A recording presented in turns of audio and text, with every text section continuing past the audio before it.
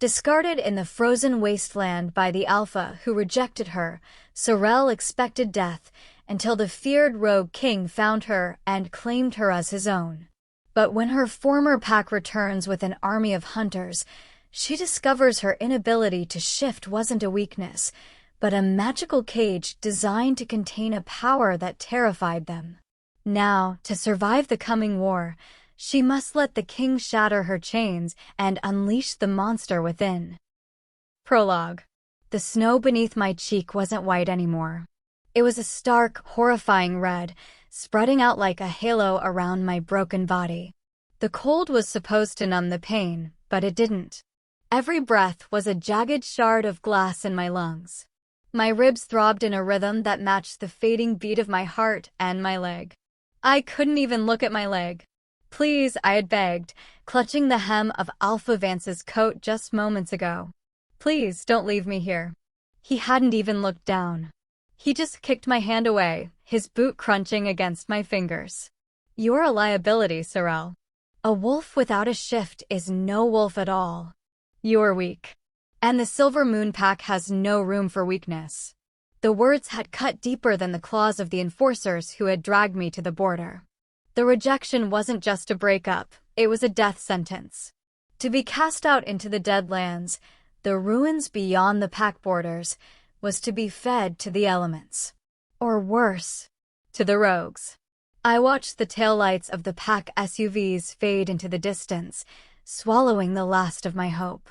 Silence descended, heavy and suffocating, broken only by the wind whistling through the skeletal remains of the old city ruins that surrounded me.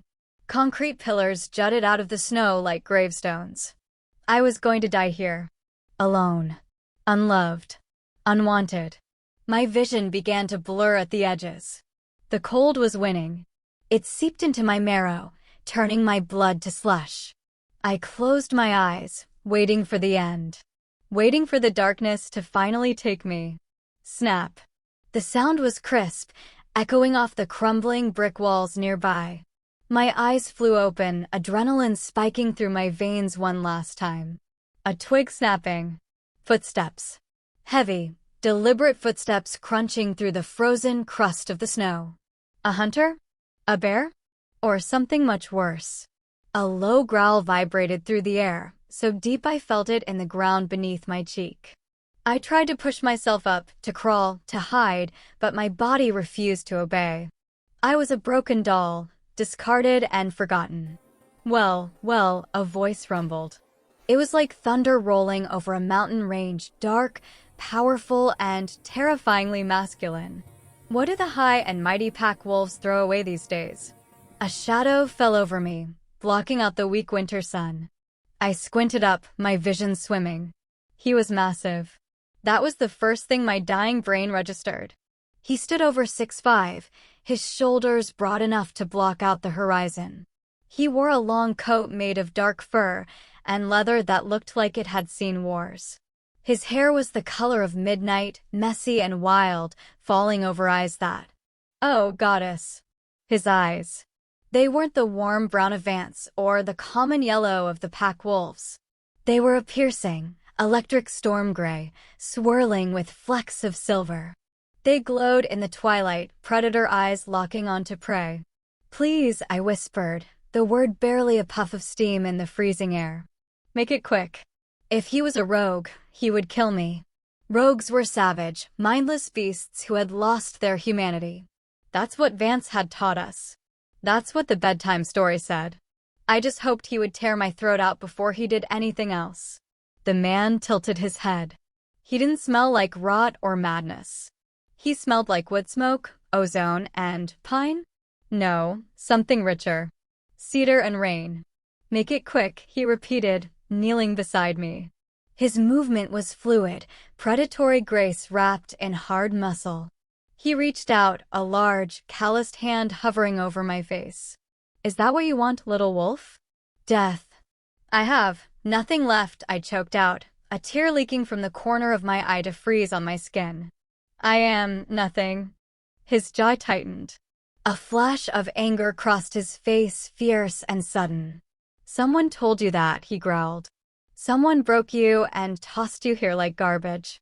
He pulled his glove off with his teeth, his skin bare against the biting wind. He touched my cheek. Zap. A shockwave slammed into me. It wasn't pain. It was the opposite of pain. It was a jolt of pure, unadulterated life. It started where his skin touched mine and raced down my spine, exploding in my chest. My heart, which had been stuttering to a stop, gave a violent, powerful thud. Thud thud. Thud thud. His eyes widened. The silver in his irises flared, consuming the gray. He froze, his hand trembling slightly against my skin. He inhaled sharply, his nostrils flaring as he took in my scent, my blood, my fear, and something else. Impossible, he whispered, his voice rough, like gravel grinding together. The heat from his hand was intoxicating. It was pulling me back from the ledge, tethering my soul to my body when it had been so ready to let go. Who are you? I managed to ask, my voice stronger now. He didn't answer. He moved his hand to my neck, checking my pulse, his thumb brushing over the frantic beat of my artery. The connection was magnetic. I wanted to lean into him. I wanted to burrow into his coat. It was insane. He was a stranger. A rogue. A killer. But my soul was singing. Him. Him. Him. My name is Taren, he said, his gaze dropping to my lips, then back to my eyes. The intensity of his stare made me feel like I was burning up from the inside out. And you are not dying today. Why? I breathed. Why save me? He leaned in close, his lips brushing the shell of my ear. His breath was hot against my frozen skin, sending shivers racing over my entire body.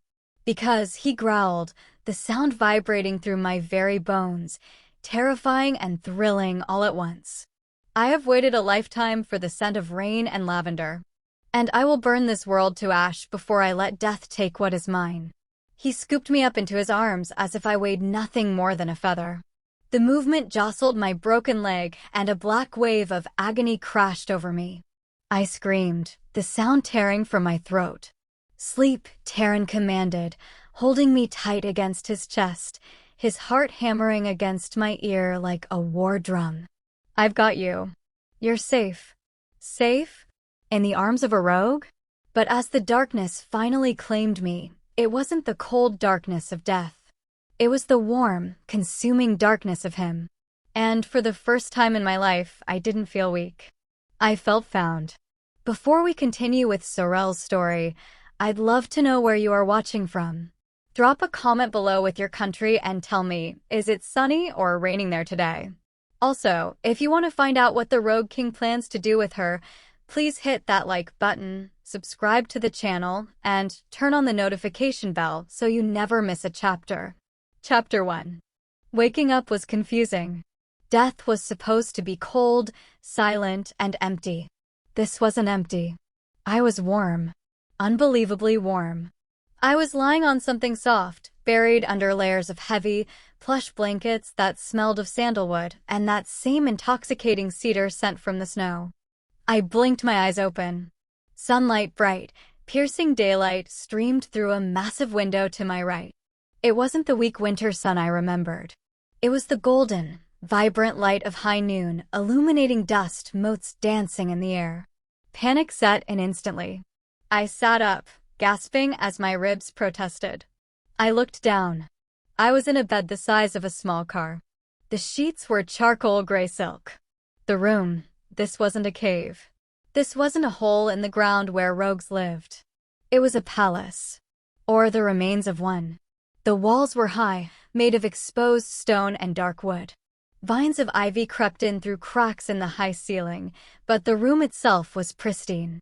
There was a fireplace roaring across from me, the flames licking at massive logs. You're awake. I flinched, pulling the blankets up to my chin. He was there. The man from the snow. Taren. He was standing by the window, looking out. He turned slowly. In the bright daylight, he was even more devastating. He wore black tactical pants and a simple gray t-shirt that clung to him like a second skin, outlining muscles that looked carved from granite. His arms were crossed over his chest, and I could see ink tattoos winding up his forearms. Runes. Ancient symbols of power. Where am I? My voice was raspy. I reached for my throat. Am I dead? You were close, Taren said, walking toward the bed. He moved with a predator's silence. Hypothermia.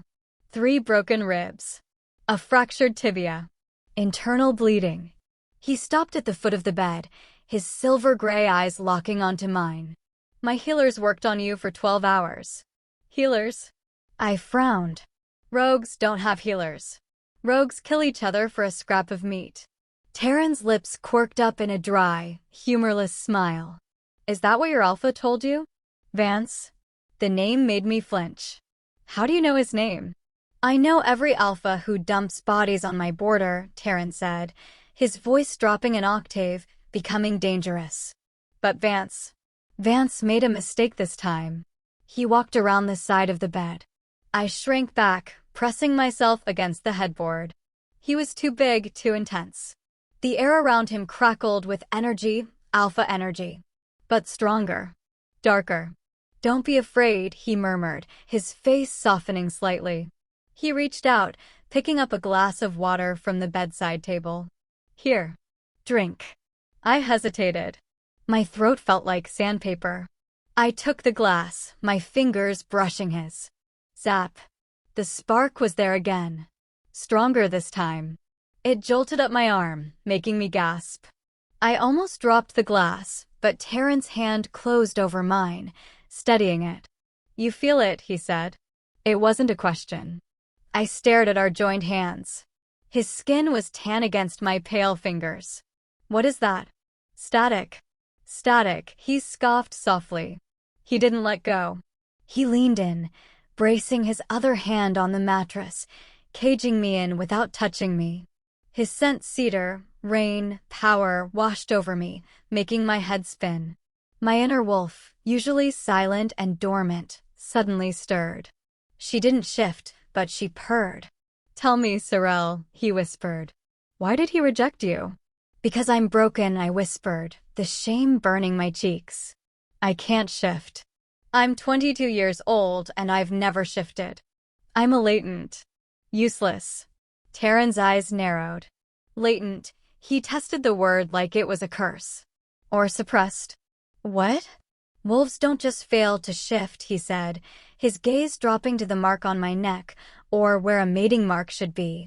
It was bare. Unless they are terrified. Or unless their power is so great, their body waits until it is strong enough to hold it. He took the glass from my hand and set it down. Then, bold as anything, he reached out and tucked a strand of hair behind my ear. His touch was gentle, revered. You aren't broken, little wolf, he said softly. You are burning. I can feel your power humming under your skin. It called to me from 3 miles away in a blizzard. My heart hammered against my ribs. You heard me? I felt you, he corrected. The moment your blood hit the snow, it was like a beacon. I knew you were there. I knew you were hurt. And I knew. He trailed off, his eyes darkening. Knew what? I pressed, my breath hitching. He leaned closer. His nose brushed against my jawline, inhaling deeply. I should have pushed him away. I should have screamed. But I didn't. I tilted my head back, baring my throat to him instinctively. I knew that my mate was dying, he whispered against my skin. The world stopped. Mate? I choked out. No, that's impossible.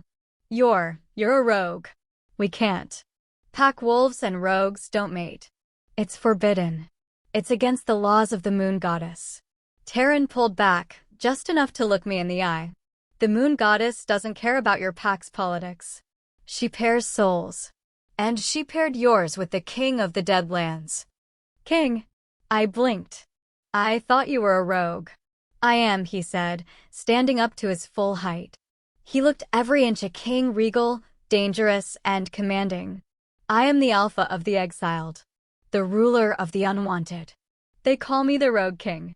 He walked to the window, bathed in that cool, crisp sunlight. He looked back at me over his shoulder. You are safe here, Sorelle. No one touches you. Not Vance. Not his hunters. You are under my protection now. Why? I asked, my voice trembling. Because of a bond? I have nothing to offer you. I have no wolf. I have no family. I am nothing.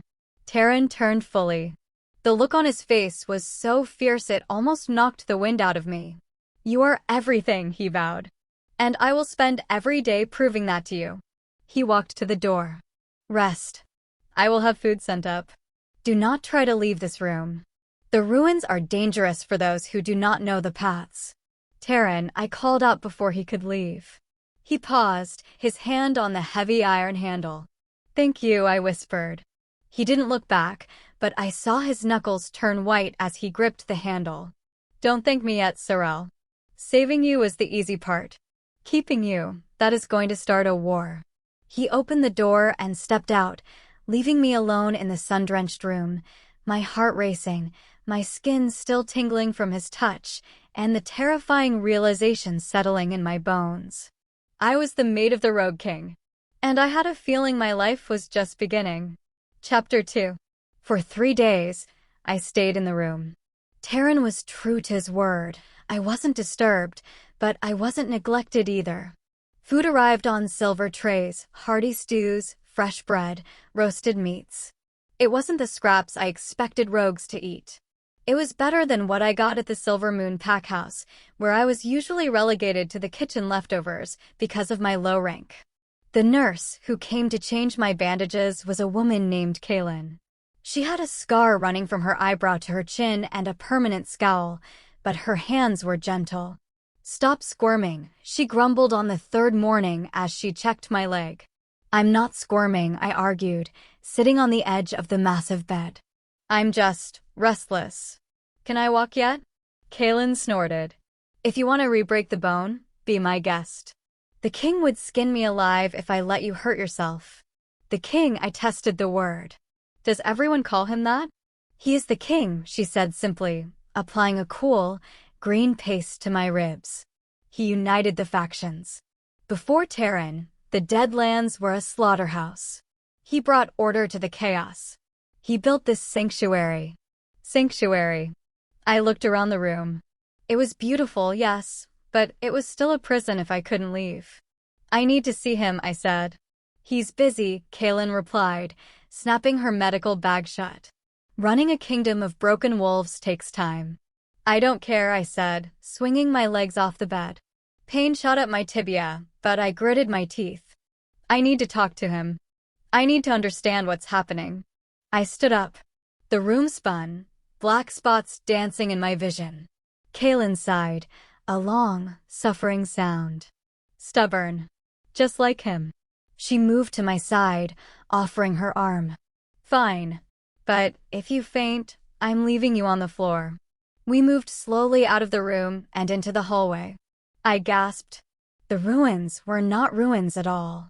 We were in the upper gallery of what must have been a massive cathedral or a castle from the old world. The roof had been patched with glass and steel, letting the natural sun flood the space. Below us, in the main atrium, life was happening. There were wolves everywhere. Not the feral, snarling monsters Vance had warned us about. There were families. I saw a mother bouncing a baby on her hip while talking to a man sharpening a spear. I saw children chasing each other around stone pillars, laughing. I saw old wolves sitting by a massive central fire pit, sharing stories. They didn't look like monsters. They looked peaceful. This is the court, Kaylin explained as we walked toward a stone staircase. We are the ones the packs threw away. The latents, the omegas who refused to submit, the injured, the too old. My chest tightened. All of them. Every single one, she said. Taren finds them. He brings them here. We reached the bottom of the stairs. The chatter in the atrium died down as soon as my foot hit the floor. Heads turned. Hundreds of eyes fixed on me. Silence swept through the hall. I froze, gripping Kaylin's arm. I was an outsider. A pack wolf. To them, I was the enemy. Then, the crowd parted. Taren was at the far end of the hall, standing over a large table covered in maps. He looked up, sensing the shift in the room. His eyes found mine instantly across the distance. The connection slammed into me again, pulling at my navel. He said something to the men around him and strode toward me. The crowd bowed their heads as he passed, not out of fear, but out of respect. Genuine respect. "You should be in bed," he scolded gently as he reached me. But his eyes were eating me up, scanning every inch of my face. "I couldn't stay there anymore," I said, trying to stand tall despite the pain in my leg. "I wanted to see where I was." Taren looked around the room, then back at me. "You are in the Court of the Forgotten, Sorelle. Do they look like the monsters Vance told you about?" I shook my head, looking at a little girl peeking out from behind her mother's skirt. "No, they look like family." Taren's expression softened. "They are. And now, so are you." "How can you be sure?" I asked, my voice low. "I still smell like silver moon." "They must hate me." "They smell my scent on you," Taren said, his voice dropping to a possessive rumble. "They know who you are to me." "And who am I to you?" I challenged, emboldened by the adrenaline. "You say mate, but we barely know each other." Taren took a step closer, invading my personal space. The heat radiating off him was like a furnace. "Then let me show you," he said. "Walk with me." He didn't offer his arm. He simply placed his hand on the small of my back. The warmth seeped through my thin shirt, branding me. He guided me through the hall. We walked out of the main atrium into a courtyard. The air was crisp and cool, the perfect cool hour of late afternoon. The sun was beginning to dip, casting long, golden shadows across the snow-dusted stone. This place, Taren gestured to the sprawling ruins that were being rebuilt. It was a fortress during the Great Wars. It was abandoned for a century. When I was exiled at 16, I found it. "You were exiled at 16?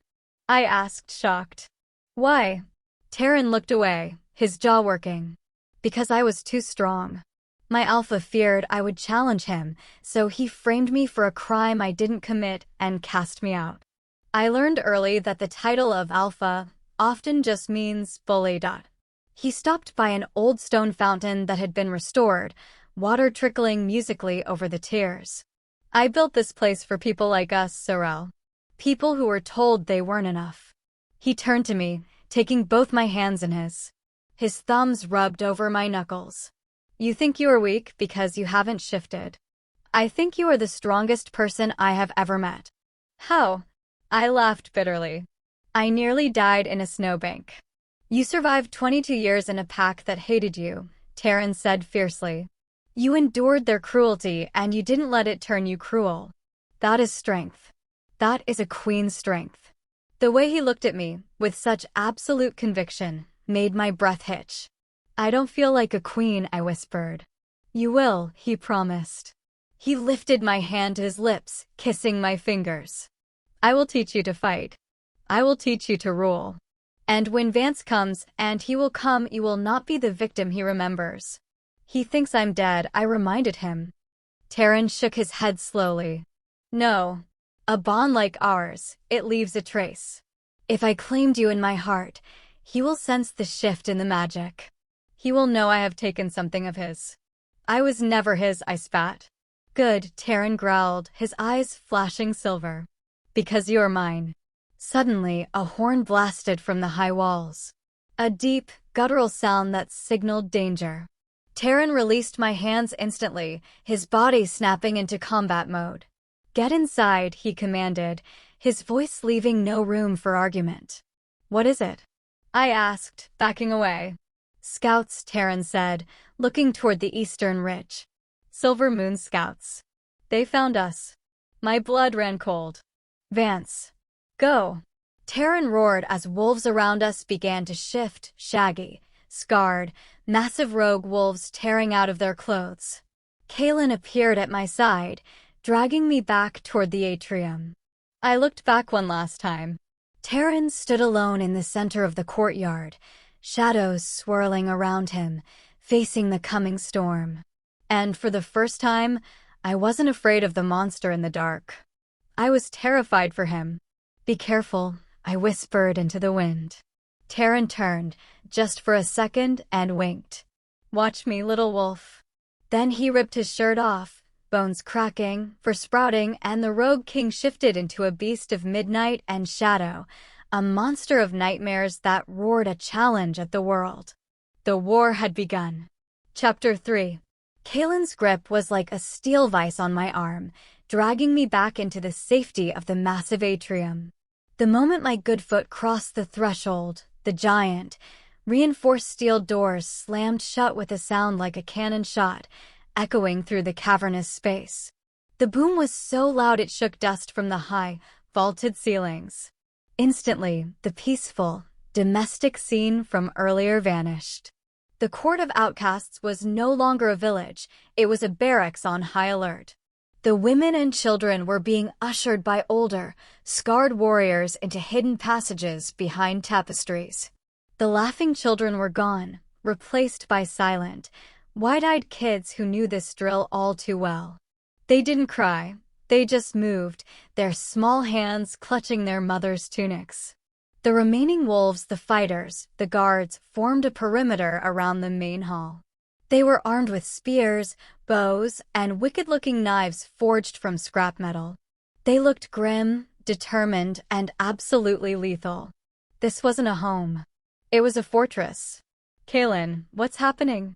I tried to pull away, my eyes glued to the massive door, as if I could see through the steel.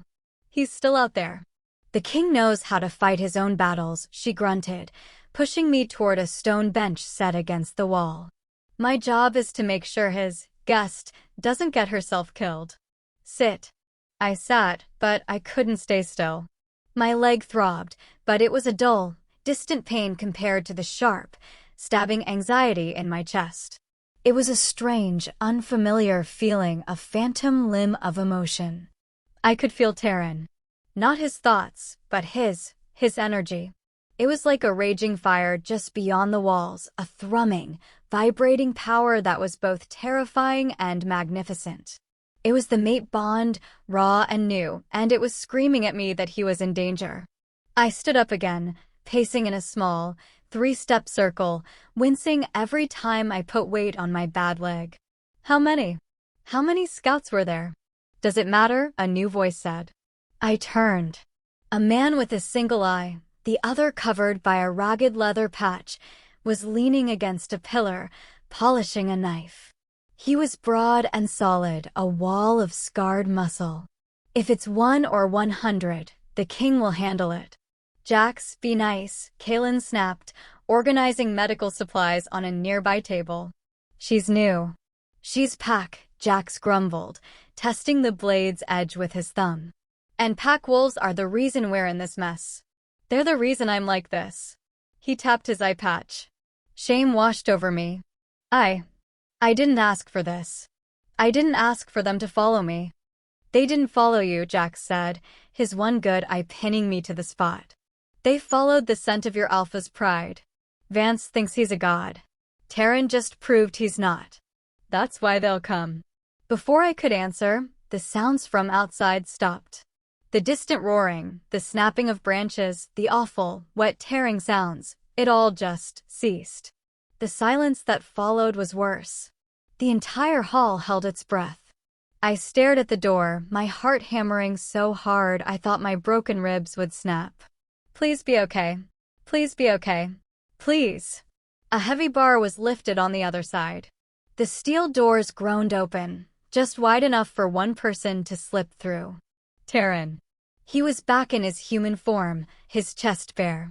He was covered in mud, streaks of crimson blood, and sweat.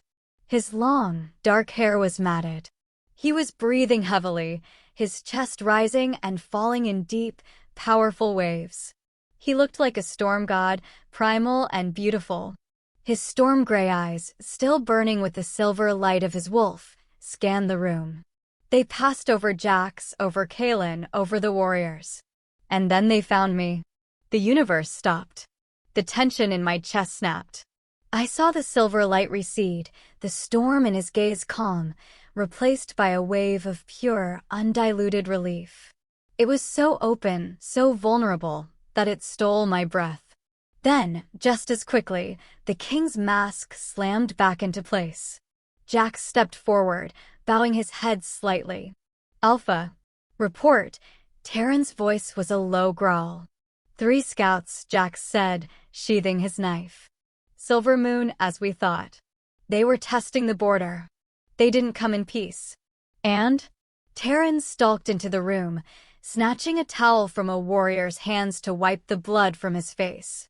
"2 are handled," Jax said grimly. "They won't be reporting back." The 3rd, he was faster, slipped away during the fight. He's running back to Vance as we speak. A collective, grim understanding settled over the room. The escaped scout meant Vance knew. He knew the legends of the Rogue King were true. He knew the Deadlands were not just empty ruins. And he knew I was here. My stomach dropped to the floor. "Oh no." I looked at Taren, my voice trembling. "This is my fault. I brought this to your door. I'm so sorry. You should have left me in the snow." The entire hall fell silent. Even the wind outside seemed to die down. Taren, who had been drying his hair, slowly lowered the towel. He turned his head, his gaze so intense it felt like a physical weight. "What did you just say?" he asked, his voice dangerously quiet. "I'm a liability," I whispered, tears of frustration burning my eyes. "Vance rejected me for it, and he was right. I'm putting all of you in danger. You should let me go. I'm not worth a war." Before the words were even fully out of my mouth, Taren crossed the distance between us in 2 long, silent strides. He was so fast, I didn't even have time to flinch. He stopped directly in front of me, caging me in, his massive body blocking out the rest of the world. "This," he growled, "is not your fault. This is his." He didn't yell. He didn't have to. His voice was a low vibration that shook me to my core, meant for everyone in the hall to hear. Vance drew first blood when he left one of his own to die. He drew second blood when he sent scouts to my border. He leaned in, lowering his head so his face was level with mine. He does not get to draw a third. He turned his head to look at Jax. "Double the patrols. Lock down the perimeter. No one in or out without my command. Send word to the River Den and the Scrappers. Tell them the pact is called. War is here." Jax nodded, a savage grin splitting his face. "Yes, Alpha." He and the other warriors dispersed, their movements full of new, grim purpose. Taren turned back to me. His anger was gone, replaced by something I couldn't read. Before I could protest, he bent, slid one arm under my knees and the other behind my back, and swept me up into his arms. "Taren, put me down." I yelped, my face flushing hot. I grabbed his shoulders to steady myself. His skin was scorching hot, radiating energy. "I can walk." "No," he said simply, his voice a flat command. "You can walk. You shouldn't. You're putting too much weight on a bone that is still knitting." He carried me as if I weighed nothing, past the stone bench, past Kaelin, who was hiding a smirk, and up the main staircase. He didn't take me back to my room. He took a different hallway, one that was darker, quieter. He kicked open a heavy oak door and carried me into his chambers. My jaw dropped. The room was the entire top floor of the old cathedral's bell tower. It was circular, with stone walls and a fireplace big enough to roast a pig. But the entire front-facing wall was gone, replaced by a sheet of reinforced glass that gave a 180-degree view of the entire valley. It was a king's view, a watcher's perch. He gently set me down on a massive leather sofa near the fire, the cushions sinking around me. "You can't just carry me around," I huffed, trying to regain some dignity. "I can," he said, not even looking at me. He was moving to a wooden cabinet, pulling out a clean set of bandages and a jar of the same green paste Kaelin used. "And I will, until you stop acting like your life is disposable." He knelt in front of me, tossing the supplies onto the sofa. He didn't ask permission. He simply took my injured leg, his large, warm hands gently propping my ankle on his knee. The touch was firm, clinical, and yet Everywhere his skin met mine, the spark was there, a low, pleasant hum. Taren, seriously, I said, my voice softer. He knows I'm here. He'll come with an army. You've seen your people. Their families. Children. You can't fight a pack army for me. He finished rewrapping my ankle, his movements economical and sure. He set my leg down. He didn't get up. He just knelt there on the floor, looking at me. For 20 years, he said, his voice raw, I've built this. I've found every broken, discarded wolf and I've given them a home. I've fought cannibals, rival rogues, and hunters to keep this place safe. And every day, it was a duty. He placed a hand on the sofa near my knee. The day I found you, he said, his storm gray eyes locking on mine, was the first day it wasn't a duty. It was a reason. He leaned in, his gaze intense. So don't you ever tell me you are not worth a war, Sorelle. You are the only thing I've found in 100 years that I know is worth burning the world for. The sincerity in his voice broke me. A tear I hadn't known I was holding back slipped down my cheek. He caught it with his thumb, his rough skin gentle against mine. You're not weak, he whispered. You just don't know who you are yet. He sat back on his heels. Kaylin told me what happened. The ceremony. When Vance rejected you. She said they used silver incense and chanted the old words. It was a formality, I said, wiping my face. To publicly sever the tie. Taren shook his head, a dark, dangerous look passing over his face. No, that wasn't a rejection. It was a binding. Silver, moon-bleached robes, and blood oath chants. That's dark magic, Sorelle. Old, forbidden pack magic. I stared at him. What are you talking about? Vance didn't just reject you, Taren said, his voice a low, furious growl. He and his pack elders were so terrified of your bloodline, of what you might become, that they magically chained your wolf. They bound her. The world tilted. Bound? My wolf.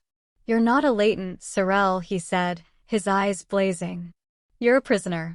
All those years you thought you were broken? All those nights you waited for a shift that never came? It was a lie. They did this to you. They stole your other half from you. I couldn't breathe. All that time. The shame. The humiliation. The whispers. The feeling of being hollow, of being less. It wasn't my fault. They stole her, I repeated, the words tasting like ash. Why? Because, Taren said, his hand closing into a fist, if your wolf is as strong as the magic they used to bind her, you're not just any wolf. You're an alpha. Maybe something more. He stood up, looking out the massive window at the territory beyond. And I, he said, his back to me, am going to set her free. My heart, which had been broken for so long, suddenly felt a jolt of something I hadn't felt in a lifetime. It wasn't hope. It was rage. And it was hungry. Before I could say anything, there was a heavy, hesitant knock on his chamber door. Alpha. It was Jax's voice, and it sounded strange.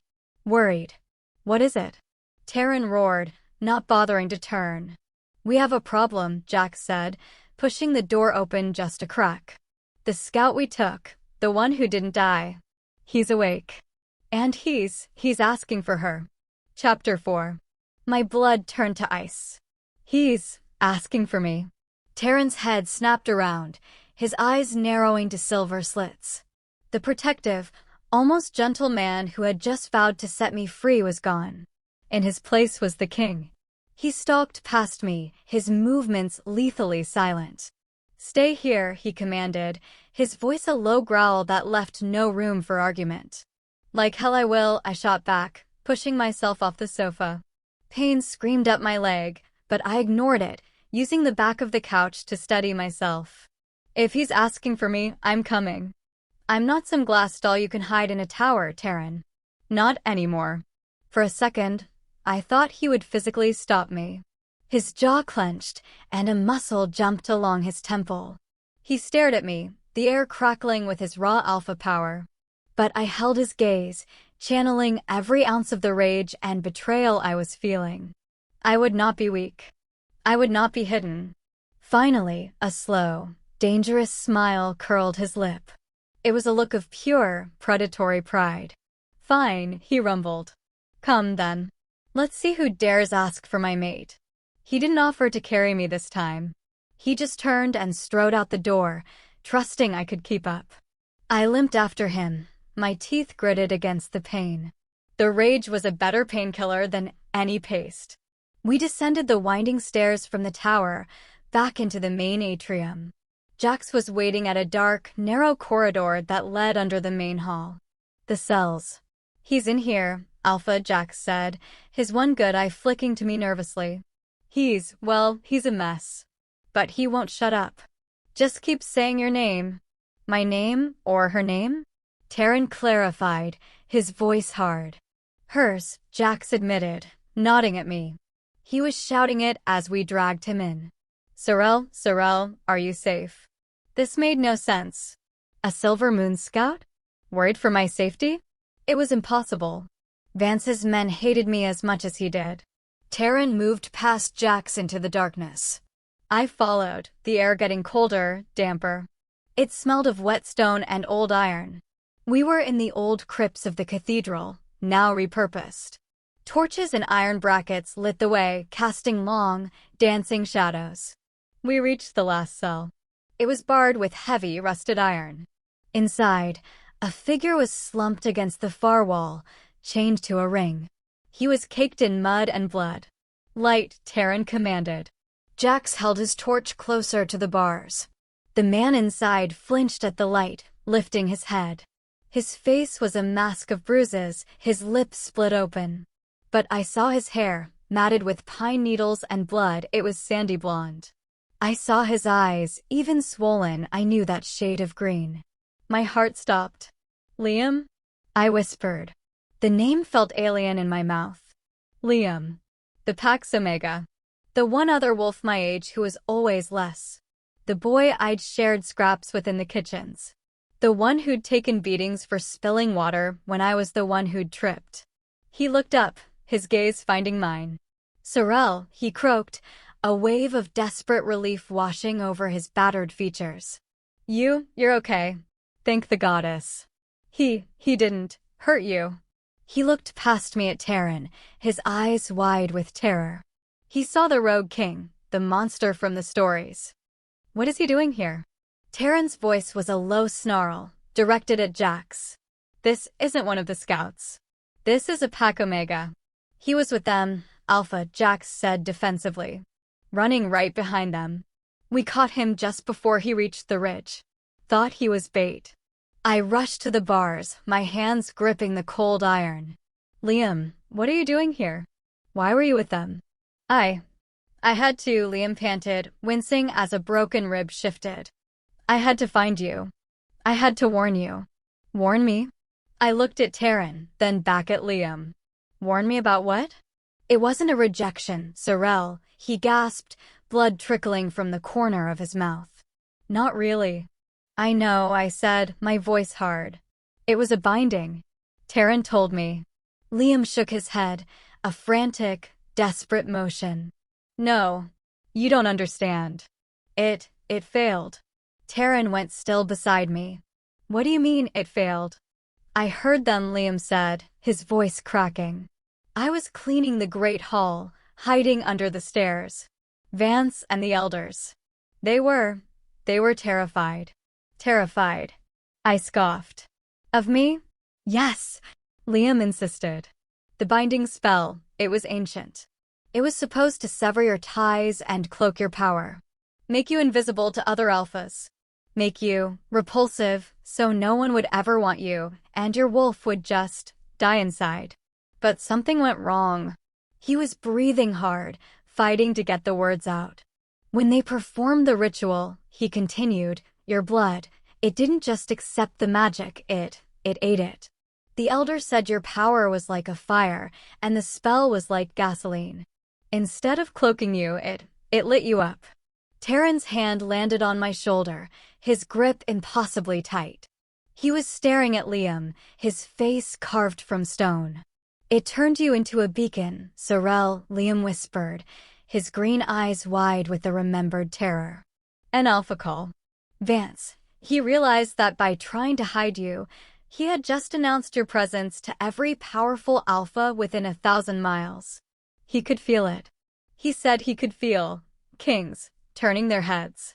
He was so scared. I stumbled back, my legs giving out. Taren caught me, his arm wrapping around my waist, holding me up as if I weighed nothing. He was staring at me, not with pride, but with a dawning, horrified understanding. He hadn't found me because he was special. He'd found me because I was screaming for him, for any of him, on a magical frequency I didn't know I possessed. He panicked, Liam coughed, a spray of blood hitting the stone floor. He said you were a liability, but not because you were weak. Because you were a warbringer. He ordered his enforcers to take you to the border. He told them to make it look like a rogue attack. He was hoping the cold, or the rogues would fix his mistake. He was hoping you'd die before anyone could answer the call. I was going to be sick. He didn't just reject me. He didn't just dump me. He hunted me. He sent me to my death to cover his own magical, political blunder. The scout, Taren said, his voice flat and cold. The one that got away. He wasn't running to tell Vance you were here. No, Liam whimpered, tears of pain and fear streaking through the grime on his face. He was running to tell Vance that you found her first. The implication hung in the air, heavy and suffocating. Vance isn't coming to get me back, I whispered, the realization hitting me like a physical blow. No, Taren said, his arm tightening around me, pulling me against his solid, warm chest. He's coming to finish the job. He's coming to kill you, before anyone else finds out you exist. That's not all, Liam choked out. Liam, be quiet, I begged. You need a healer. No, he yelled, rattling his chains. You have to listen. He's not just bringing his pack. He knows he can't beat you. He looked at Taren. He knows your reputation, Rogue King. He knows he's outmatched. So he made a deal. Taren went rigid. A deal? With who? Liam's face crumpled in defeat. He used the emergency channels. He called the Hunters' Council. He told them he had a massive rogue alpha trapped, a king. He offered them full hunting rights in the Deadlands in exchange for their help. Jax, who had been silent, cursed a low, vicious sound. Taren just closed his eyes. He's not just bringing his pack, Sorelle, Liam sobbed, the fight finally leaving him. He's bringing an army. And he's bringing silver bullets. For all of them, and for you. Chapter 5. I just stared at Liam, his desperate, broken face illuminated by the flickering torchlight. Hunters. Silver. The words echoed in the cold, damp air of the crypt. This wasn't a pact dispute. This was an extermination. Vance wasn't coming to reclaim me, he was coming to erase a mistake. And he was bringing the boogeymen of our world to do it. Taren's body, pressed against my side, was absolutely still. He wasn't breathing. He wasn't moving. He was a statue of pure, cold rage. The silence stretched for a full 10 seconds, thick and suffocating. Then he moved. Jax, he said, his voice terrifyingly calm. Alpha, get him out of the chains. Jax's one good eye widened. Alpha, he's still. He is the only reason we are not all dead. Taren cut him off, his voice like rolling thunder. He crossed miles of hostile territory, knowing he'd be seen as an enemy, to bring us this warning. He has earned more than a cold cell. He looked at Liam, his storm gray eyes sharp. Get him to Kaelin. Tell her to patch him up. Give him the good stuff. And find him quarters. He is under my protection. Liam's head snapped up, his expression one of pure, unadulterated shock. He had expected death, and he was given sanctuary. Jax, recognizing the finality of the king's order, nodded grimly. He unlocked the cell, and he and another guard went in, carefully lifting Liam, who cried out as his broken ribs protested. Thank you, Liam whispered, his eyes finding mine as they carried him past. Sorelle, be careful. The hunters, They're not like us. They don't have rules. Rest, Liam, I said, my voice trembling. Kaelin will take care of you. I watched them carry him down the dark corridor until he was gone, leaving Taren and me alone in the shadows. The adrenaline that had been a pillar of fire in my spine suddenly vanished, and my leg buckled. Taren caught me before I could fall, his arm a steel band around my waist, pulling me tight against his side. I was shaking, my teeth chattering, but not from the cold.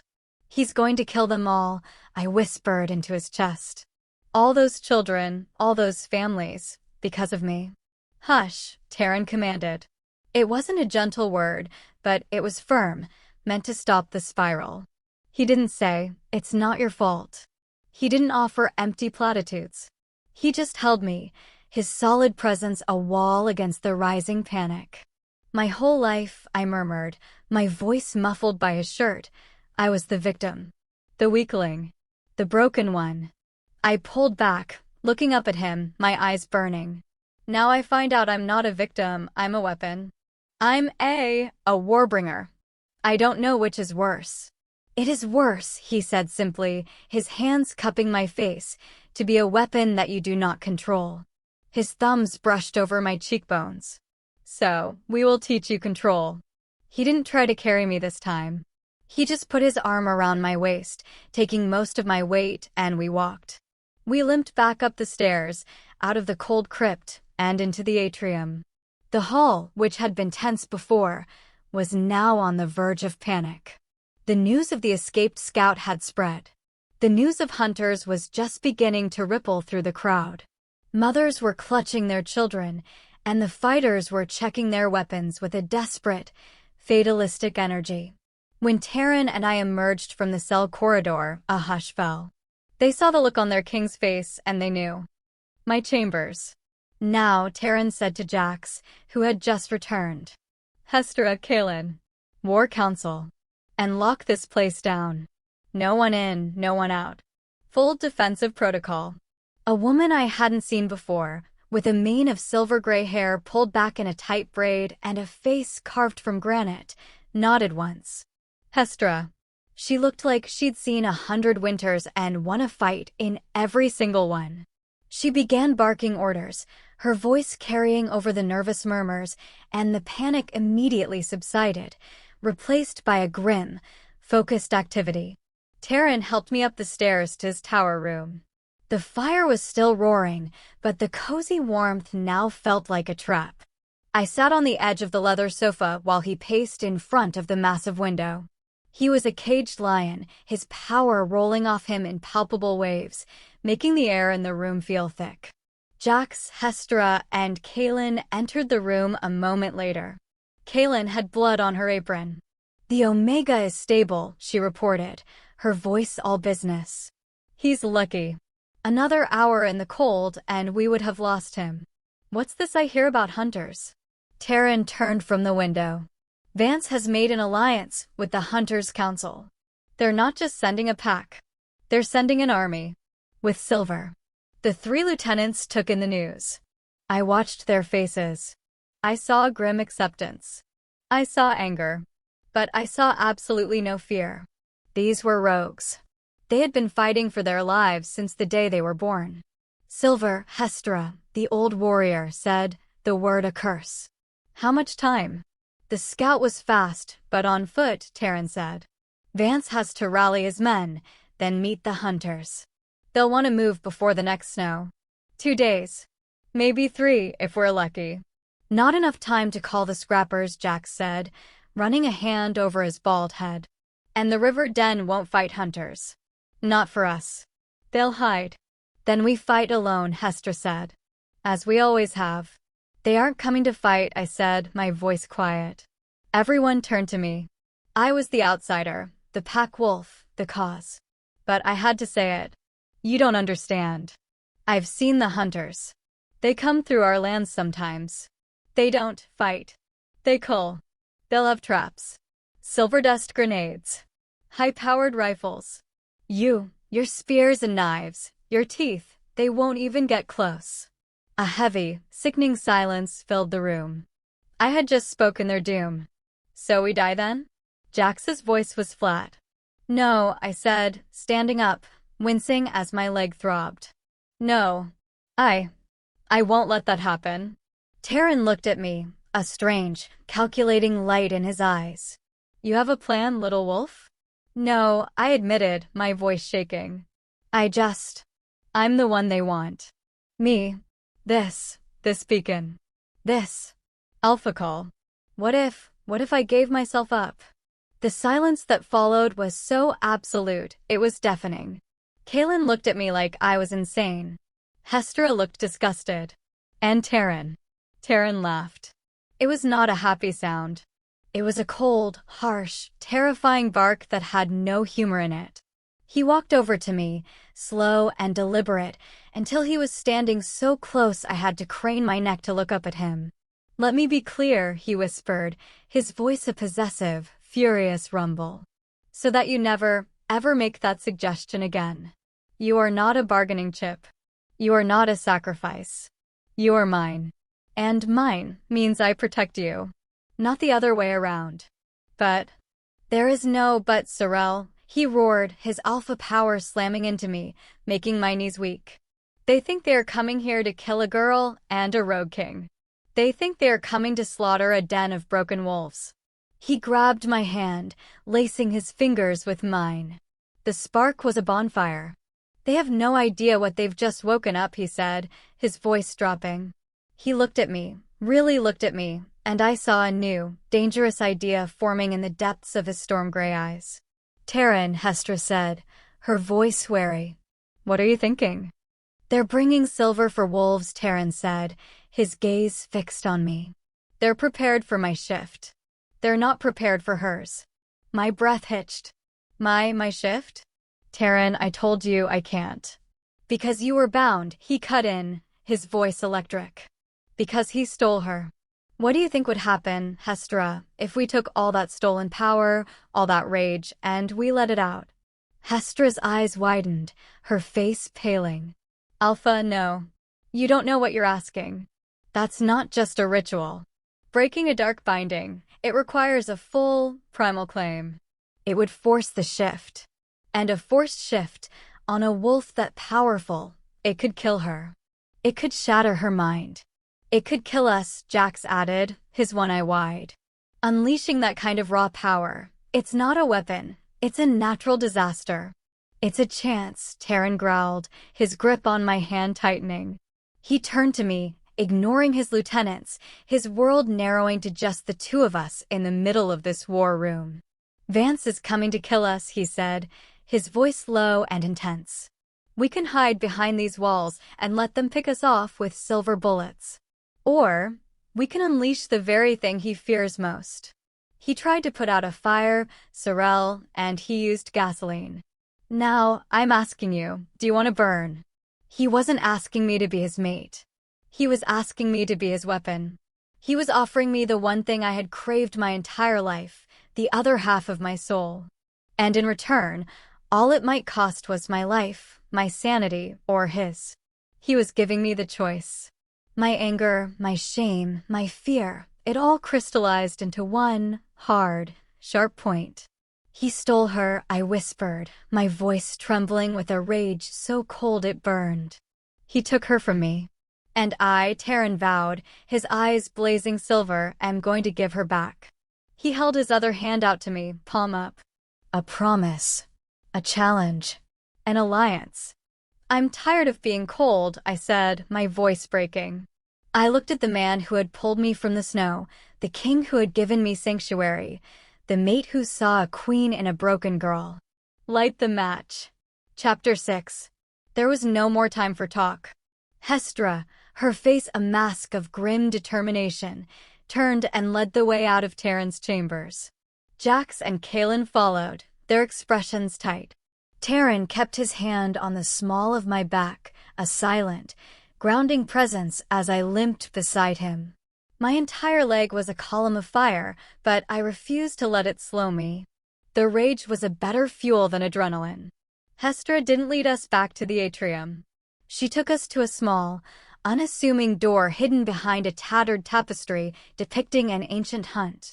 Jax pulled it open, revealing a narrow, spiral staircase cut from the living stone, heading down into the mountain's core. "Where are we going?" I asked, my voice echoing in the tight space. "To the heart," Hestra said, her voice floating up from the darkness below. "Where the first alphas made their pact with the rock. It's the only place with enough power to contain the feedback or kill us all."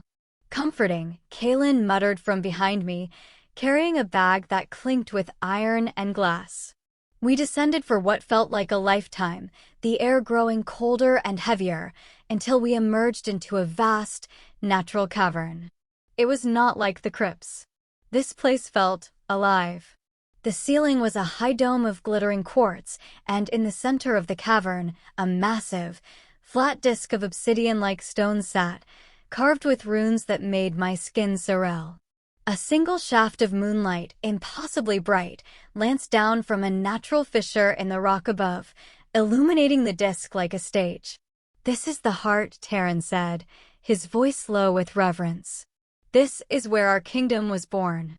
Hestra moved to the edge of the stone, opening a small leather pouch. "The ritual is one of blood and will. When he claims you, the magic of the mate bond will be the key. It will seek out your wolf. But the binding Vance used, it will be like a nest of thorns around her. The bond's magic will have to rip it apart." She turned to me, her eyes, ancient and weary, locking onto mine. "This will be the worst pain you have ever felt, child. The binding will fight. It will tell you to die. It will tell you that you are weak, that you are nothing. It will use every memory of Vance, every cruel word, to make you let go." My stomach turned. "And if I do? If I let go?" "You won't just die," Hestra said, her voice brutal in its honesty. "You will shatter. Your mind, your soul, your wolf. And the magical backlash, it will level this cavern. We will all die with you." I looked at Taren. He was watching me, his face pale beneath the mud and dried blood, but his eyes were a steady, burning storm. He was giving me an out. I could still run. I could still tell them to hide me. I thought of Liam, his face broken, sobbing in a cell. I thought of the children in the hall, their faces pale and silent. I thought of Vance, who had tried to murder me to cover his mistake. "I won't let go," I said, my voice hard. I limped toward the center of the obsidian disk and stood in the column of pure, white moonlight. "Let's finish this." Boom. The sound was so deep it vibrated up through the stone, shaking the walls. Dust rained down from the quartz ceiling. I stumbled, and Taren was at my side in an instant, steadying me. Jax, who had been standing guard at the tunnel entrance, his face ashen. "Alpha," he breathed, his one eye wide with terror. "The horn. The south gate." "They're early," Kaelin whispered, her hand flying to her mouth. "They're here." Boom.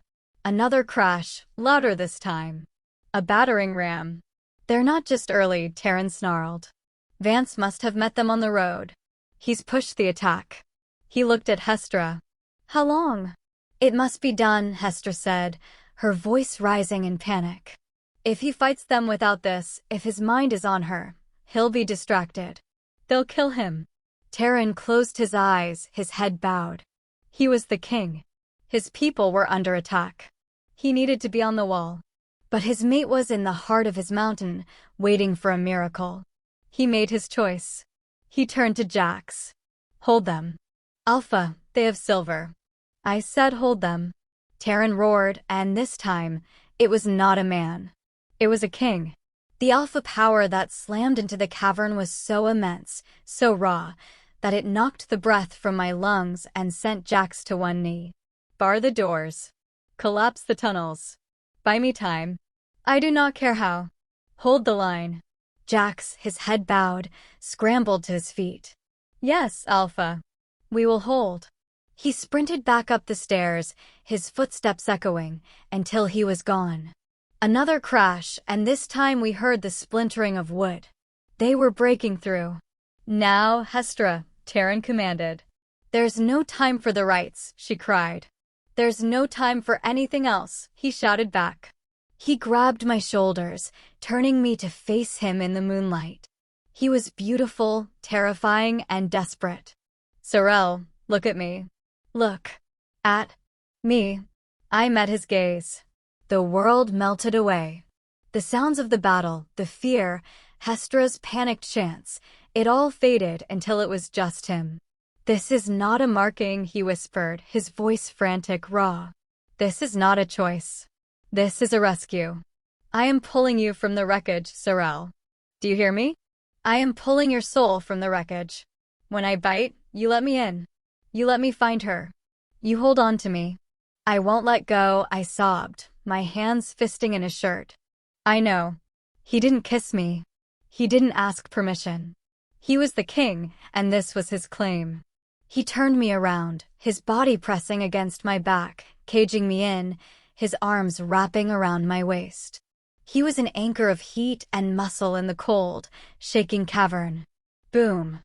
Crash. Screams. The sounds were closer now. They were in the atrium. "They're in," Kaelin screamed, pulling a knife. "Hold the door, Kaelin."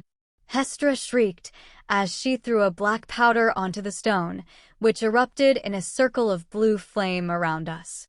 "Taren, now," Hestra yelled. I felt Taren's hot breath on my shoulder. I tilted my head, baring my neck. "No," he growled against my skin, his voice a low vibration that shook my bones. "The poison was not at your throat. It was at your heart." Before I could ask, he spun me around. His eyes were pure, undiluted silver. Wolf.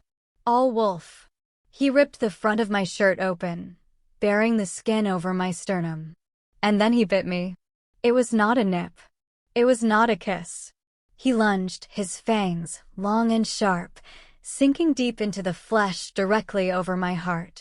The pain was absolute. It was a sun exploding in my chest. I screamed, my voice tearing from my throat. But the pain of the bite was nothing. He had me. And now he pulled. The magic of the mate bond, raw and primal, surged from him into me. It was a white-hot spear of power. I felt it hit the cage. And the cage screamed. I was not in the cavern anymore. I was back at the ceremony. I saw Vance's sneer. I smelled the sickeningly sweet, metallic tang of the silver incense. I felt the enforcer's hands, felt the shame. "You are weak. You are nothing. Die." The binding, the old, dark magic, rose up like a serpent. It coiled around Taren's magic and tried to kill it. I felt Taren's body jolt behind me. He groaned, a sound of agony. The binding was fighting him through me. It was poisoning him. "Sorelle." His voice was a distant roar. "Don't fight me. Fight it." I was so tired. It hurt so much. It would be so easy to just stop. To let the darkness take me. He stole her. The thought was a whisper. He stole her.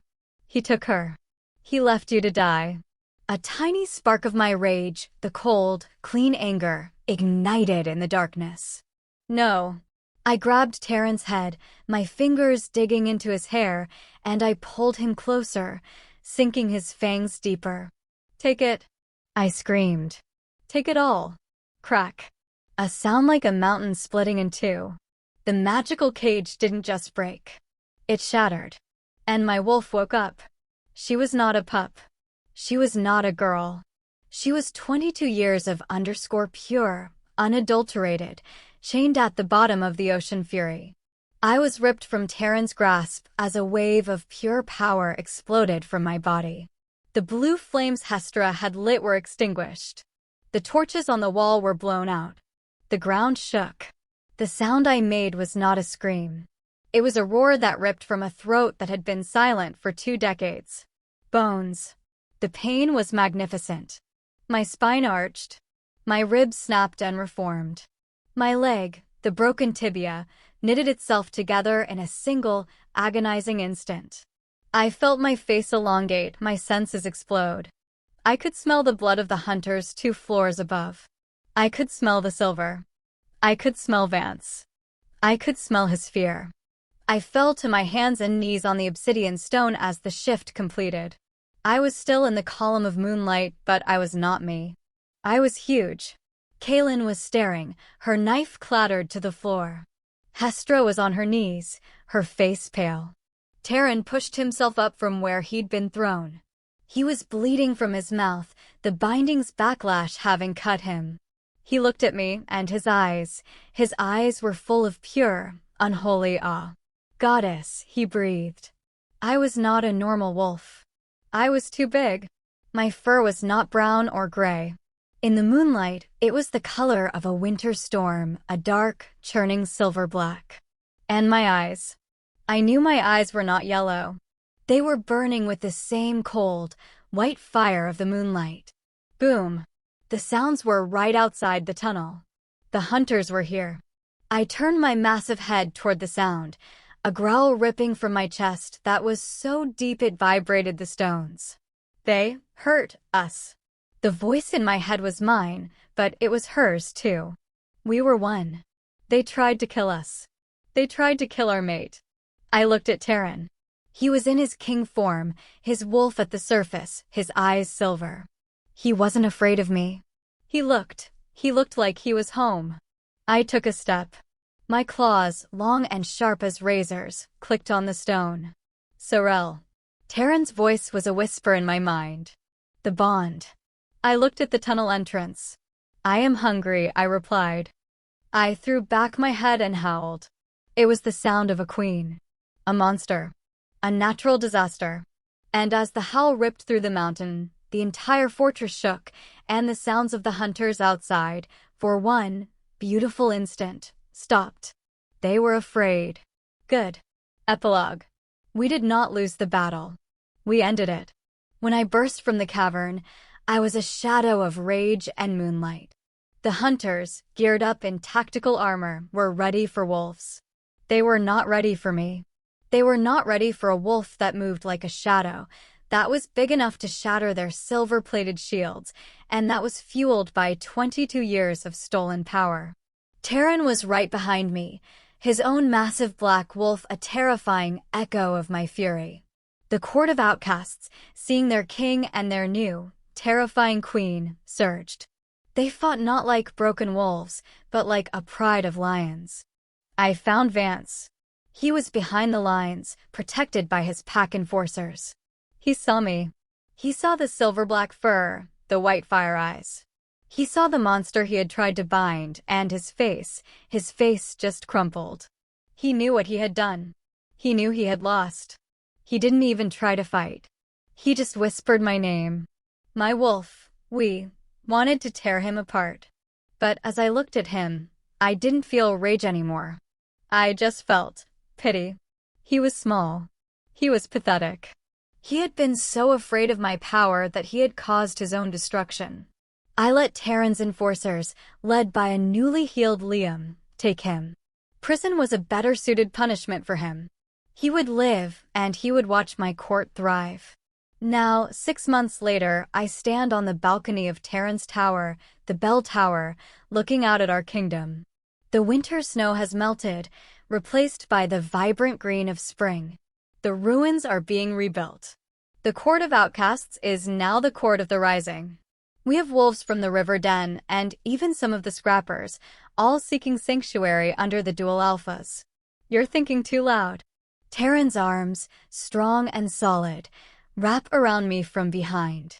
He's in his human form, and I lean back against his bare chest, his chin resting on my head. I am human too. It took weeks to learn how to shift back, but Taren was a patient teacher. I was just thinking, I murmur, lacing my fingers with his. I was remembering the cold. His arms tighten. You will never be cold again, Sorelle. I turn in his arms to face him. His storm gray eyes, which I once thought were terrifying, are now my home. I know. I trace the rune tattoos on his forearm. Are you happy, Taren? You wanted a mate, and you got a natural disaster.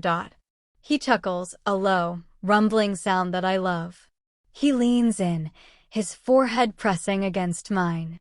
I'm the king of the dead lands, Sorelle. I didn't need a quiet, gentle Luna. I needed a queen who could stand with me in the storm. He lifts his head, his gaze dropping to my lips. And he whispers, his voice rough with possession, "I've always loved a good storm." He kisses me, and it's not the desperate, frantic claim from the cavern. It's slow. It's sure. It's forever. It's the scent of cedar and rain, and the promise of 1,000 tomorrows. I am not the broken girl. I am not the weak link. I am Sorelle, Alpha of the Rising, and I am finally, completely home. Thank you so much for following Sorelle and Taren's journey. What part of the story did you find the most intriguing? Was it the moment Taren claimed Sorelle in the heart? Or are you as curious as I am about Liam's future in the court? What do you think should happen to Vance now that he's a prisoner? Let me know your thoughts in the comments. Your subscription is a massive support for a young channel like this one, and it truly means the world to me. Please like, subscribe, and hit that notification bell if you want more stories like this. We'll see you in the next one.